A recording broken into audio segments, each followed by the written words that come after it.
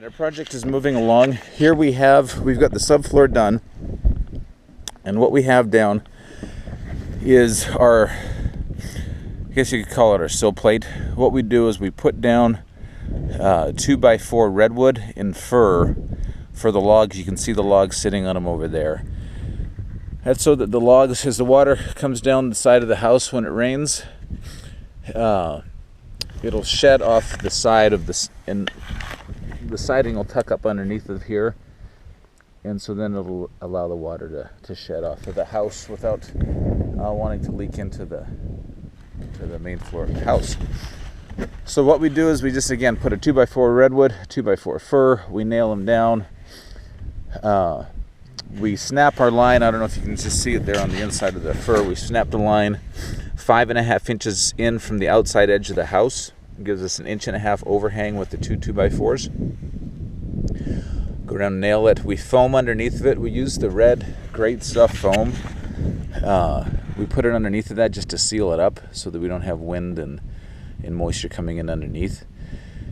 And then we'll take and we snap the actual dimension of the house. So say you have a 30 by 40 house, you'd just mark it at 30 by 40, make sure it's square. Snap your line, and then you want to take, I think you can see it in here, the outside edge of your log is going to be right on that chalk line. And if you run that consistently around the house, that'll give you line everything up nice and square and give you a nice square house. The next thing, the trick doing this is, the first row is not too difficult. We take and we lag it, we pre-drill it with our pre-drill here. We pre-drill it through the depth of the log, and then we lag it down. Here's our 10-inch lag bolts here. Those come with the kit. On washers, we lag it down. We go about every 2 to 3 feet. On the first row, it's a little bit more challenging. Is you've got on the end of where your joists come out one by one out here, you want to try and lag into where your joists are, because if you're just lagging into your subfloor, it really doesn't grab that well. It just goes through the OSB and just spins. So you want to try and line it up. Here we've got a seam, so we know that there's a joist here. Line it up with that, and then we can put our lag in, and it goes into the joist itself and really sucks it down. You can see how the lag head has pulled itself down. Here's another one right here. It's pulled itself down. And again, right there, you can see how they've sank themselves nice and good in there. And then you just kind of do your lags every, these are 19.2, so these are every other one that we've done them in general. So these are about 38. Over in this section, they're 16-inch on the center joist, so they're about every 32 inches. As you can see, they're just sucked down, pulled it down nice and tight so that bottom row of logs is really secure to the house.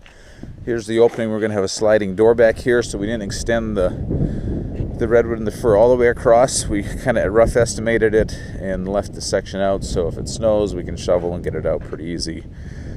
We don't have to cut so much away and don't waste the product. As you can see, there's a little bit extra foam squirting out here. What we do is we'll take and set the log. We'll set the log down, then tip it back and just kind of brace it back with a little dowel, and run a 1.5 inch diameter bead of foam underneath of it. Then just lay the log down nice and softly, and that kind of forces the foam out to fill in any gaps and cavities in there. So it goes pretty quick. This row, this is pretty a fair number of lineal feet. We're about 200 lineal feet, and it's taken us about 3 hours to get this bottom row down. The bottom row is one of the longer rows. 13 and 14 are probably the longest of all the rows, just because you're going across window and door openings, and it takes a little bit to get those pulled back in and everything lined up good. But this is where we're at on the project now. Hopefully this is helping make sense of how to put it together. Thank you.